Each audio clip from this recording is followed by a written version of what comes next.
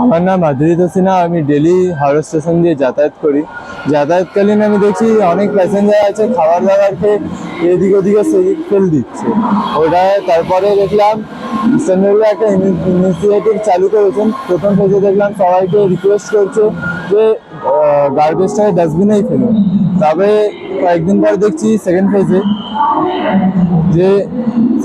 দেখছি যে ওটা 30 মিনিটস চ্যালেঞ্জ নিয়েছে।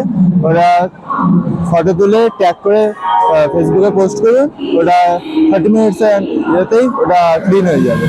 ওটাতেও কিছু কাজ হচ্ছে না। তারপরে দেখলাম ইস্টার্ন রেলওয়ে থার্ড ফেজে স্পট ফাইন করেছে। মানে প্রথমে সিসিটিভি ক্যামেরাতে আইডেন্টিফাই করা হবে, তারপরে ওটাকে স্পটে ফাইন করে দেওয়া হবে। Thank you. ইনিশিয়েটিভটা আমার খুব পছন্দের। এই যেটা চালু করা হয়েছে এটাই আমি খুব সাপোর্ট করছি। Thank you.